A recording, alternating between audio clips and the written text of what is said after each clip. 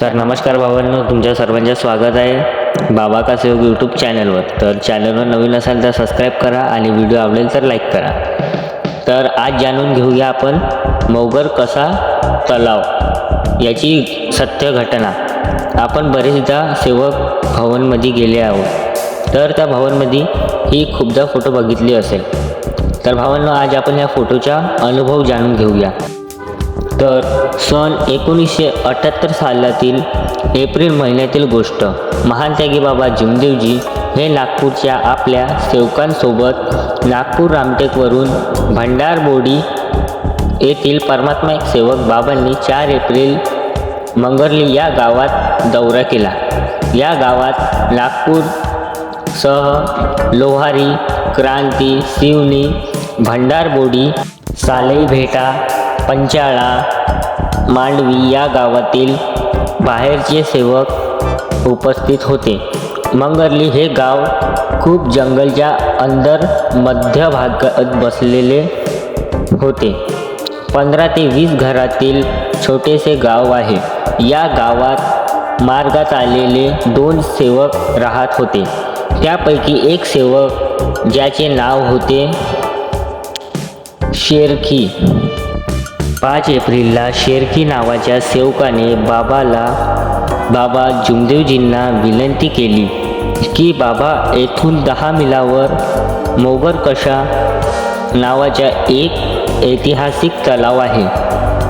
त्याच्या चारही बाजूनी घनदाट जंगल आहे. हा खूप सुंदर दृश्य आहे. तर आपण येथे सर्वजण वनभोजनास चलावे. यावर बाबांनी होकार दिला. साधारणतः माणसे व बाया मिळून 60 सेवक हजर होते. सर्वांनी वनभोजन जाण्याची तयारी करू लागले. बाबा आणि सेवक बैलगाडीने घनदाट जंगलातून मौगर कसा तलावावर पोहोचले. सर्व सेवक बाबासोबत नाव असलेल्या बाजूला पश्चिम दिशेकडे आंघोळ करायला जात होते. तेथे पोहोचल्यावर काही सेवकांना पोहणे माहीत असल्यामुळे त्यांनी बाबांना पोहण्यासाठी परवानगी मागितली. त्यावर तेथे वन खात्याचा चौकीदार होता. त्याने सर्वांना पोहायला जाऊ नये यासाठी विनंती केली. चौकीदार म्हणाला, तलावात सुरुवातीला 2 हत्ती, पुढे 3 हत्ती आणि मध्यभागी 4 हत्ती पाणी आहे. संपूर्ण तलावात खूप जारे आहे. त्यामुळे येथे कोणीही मासे पकडायला जात नाही, कारण जाळ्यात पाय अटकले तर तो वर येत नाही आणि त्या बुडून अंत होतो, असा चौकीदार म्हणाला. यावर बाबांनी सर्वांना काठावरच पोहायला परवानगी दिली. त्यानंतर सेवक पोहू लागले. बाजूलाच एक जोडणा होती. जोडणा म्हणजे नाव. तेव्हा एका सेवकाने ती जोडणा पाण्यात ओढण्याकरिता बाबांना विनंती केली. तेव्हा बाबा म्हणाले, जर नाव चालवता येत असेल तरच घेऊन जा. त्याप्रमाणे ती नाव बाबांच्या परवानगीने तिची दोर सोडून आत नेण्यात आली. त्याच 5-6 सेवक होते. त्यावेळेस बाबा किनाऱ्यावरच बसून आंघोळ करत होते. म्हणून ते सेवकांना म्हणले की मी नावेत येत नाही. नाव थोडी दूर पाण्यात गेल्यावर ज्या सेवकांना पोहता येत होते त्यांनी पटापट पाण्यात उड्या मारल्या. त्यानंतर तेथे श्री मोतीरामजी हरडे दिवाणजी नावाच्या एकच सेवक उरले, कारण त्यांना पोहता येत नव्हते. दिवाणजीला वाटले की आता आपण नाव चालवू, आणि ते नावेच्या डाव्या बाजूला उभे राहून त्यांनी आपल्या हातात वल्हे उचलले आणि नावेच्या उजव्या बाजूला ते वल्हे पाण्यात टाकले. वल्हे पाण्यात टाकून घेतल्यामुळे आणि त्याला खालच्या बाजूला आधार न मिळाल्यामुळे दिवाणजी उजव्या नावेत पडले. हे दृश्य बाबा आंघोळ करता पाहत होते. तेव्हा बाबा म्हणाले, दिवाणजी, तुम्हाला नाव चालवता येत नाही तर नावेत कशाला गेल्यात? बाबाला वाटले हे पाण्यात बुडतील, म्हणून त्यांनी गडीरावजी डोनारकर या सेवकाला त्यांना बाहेर काढण्याकरिता पाठवले आणि त्यानंतर डोनारकरजींनी नावेची दोर ओढून किनाऱ्यावर आणले आणि बांधून ठेवली. बाबांची आंघोळ आटोपल्यावर सर्व सेवकांना म्हटले की तुम्ही सर्वजण लवकरच आंघोळ करून भोजनास करायला या. तोपर्यंत मी मुक्कामाच्या ठिकाणी जातो आहे. त्याप्रमाणे बाबा जायला निघाले. त्यावेळेस ते पायात चप्पल घालायला विसरले होते. त्या चप्पल तलावाच्या काठावर राहिले. बाबा तेथून निघाले. काही सेवकांनी बांधून ठेवलेली नावेची दोर सोडली. काही सेवक नावेत बसून कपडे धुवत होते. लोहारा या गावाच्या सेवक श्री शामरावजी कार याने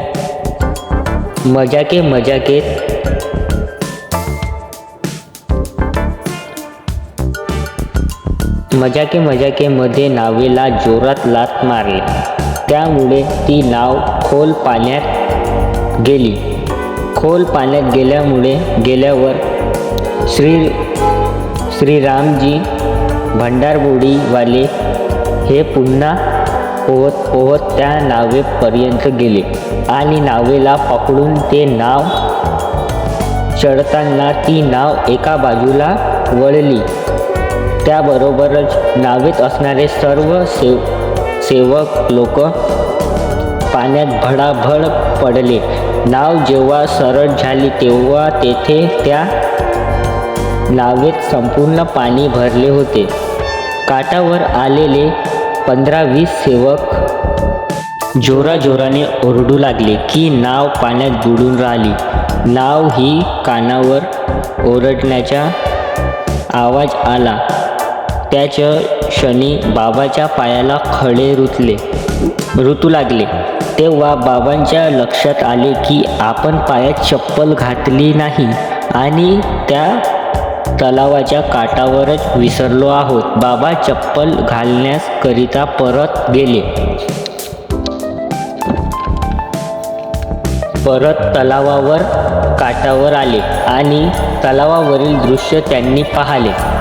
तेव्हा नागपूरच्या सेवक श्री लक्ष्मणरावजी कोरडे हे तिथे जोडनावेत 2 भागाला पाय देऊन उभे होते आणि संपूर्ण नाव पाण्याने भरली होती आणि ते नाव तरीही पाण्यात तरंगत आहे असे बाबांना दिसले.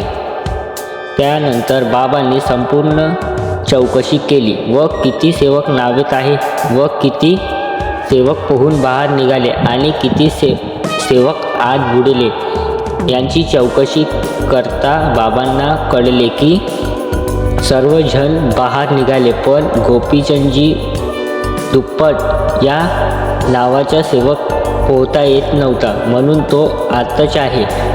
त्याला काढण्याकरिता संपत शेखरी पाण्यात गेला. संपत शेखरीने गोपीचंदजी दुप्पटला काठावर आणले. श्री कोराडे हे पण काठावर आले. सर्वजण बाहेर निघाल्यावर बाबांनी त्यांना विचारले की हे कसे काय घडले. त्यावर प्रथम कोराडे साहेब म्हटले, नावेने कलटणे घेतले, त्याबरोबर मी नावेला घट्ट धरून ठेवले. नावेत संपूर्ण पाणी भरला, ती सरळ झाली आणि मी उभा झालो. विचार केला की मला पोहता येत नाही, म्हणून मी उडी मारू शकत नाही. नावेत संपूर्ण पाणी भरल्यामुळे मी नाव बुडणार, म्हणजे दोन्ही क्रियाने मी मरणारच आहे, जिवंत राहू शकत नाही. तेव्हा मी भगवंताला प्रार्थना केली आणि म्हटले, मरे या जिये भगवंत नाम पर। बाबा हनुमान जी आप मुझे मारो या तारो मैं आपके शरण में हूँ अशी याचना करीत होतो। देव तारी त्याला कोण मारी या म्हणीप्रमाणे खरोखरच भगवंताने श्री कोराडे यांना जीवनदान दिले।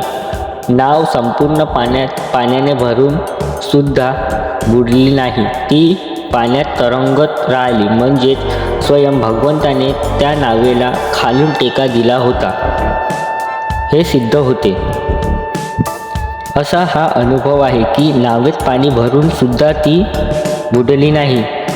दुसरा घटनेत श्री संपत शेखरी सांगतात की गोपीचंदजी च्या भागातील पाण्यात पडला होता, त्या भागात तो पण पडला आणि त्याला वर आणण्याचे प्रयत्न केले, परंतु गोपीचंदजीने संपतला पाण्यातच मिठी मारली, त्यामुळे त्यांच्या पोहण्यात अडथळा आला आणि त्याला हात अशक्य झाले। तेव्हा त्यांच्या मनात आले की मी आता बुडणार आणि सोबत हा पण बुडणार, म्हणून संपत शेरकीने भगवंताला प्रार्थना केली, भगवान बाबा हनुमानजी तुम्ही मला या प्रसंगातून वाचवा, मी आता मरतो आहे।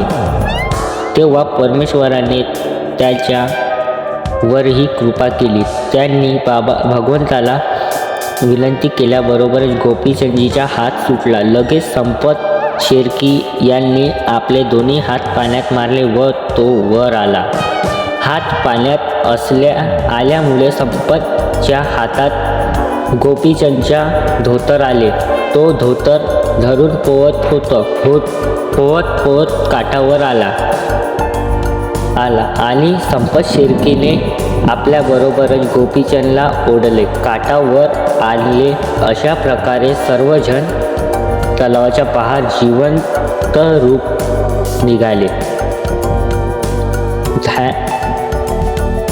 धन्य तो परमेश्वर त्या ठिकाणी बाबांच्या पादुकाच्या रूपात परमेश्वर उभा होता आणि त्याने या सर्व सेवकांची त्या वाईट प्रसंगातून मुक्त केली आणि त्यानंतर सर्वांनी भगवंताला आणि बाबा हनुमानजीला भगवान बाबा हनुमानजी की जय असा जयघोष केला। वन खात्याच्या चौकीदार त्यानेही तारीफ केली, हाही त्यावेळेस तेथे हजर होता।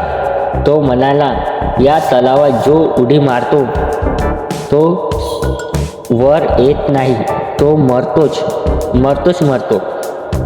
पण तुम्ही सर्वजण सही सलामत कसे आले हे तुमच्या गुरुमुळे। तुमचे गुरु तुमच्या सोबत असल्यामुळे त्यांच्या महिमा आहे। ते कोणी मासी पकडत नाही, तो घाबरतात, पण तुम्ही तुमची हिंमत आणि तुमच्या गुरुने दिलेली परवानगी, त्यामुळे खरोखरच भगवंत तुमच्या जवळ आहे हे सिद्ध होते। त्यानंतर सर्व जण भोजन करण्याच्या जागी गेले आणि त्या ठिकाणी भोजन केले। वरील प्रसंगातून सिद्ध होते की बाबांच्या रूपात परमेश्वर नेहमी सर्वत्र असतो। सर्व सेवकांनी त्यांच्या शब्दाचा आदर केला पाहिजे। जर नवीन असेल तर सबस्क्राईब करा आणि व्हिडिओ आवडला असेल तर लाईक करा आणि ज्यांना हा प्रसंग माहिती नाही, हा अनुभव नाही माहीत, त्यांना हा व्हिडिओ शेअर करा अशी मी विनंती करते। नमस्कार।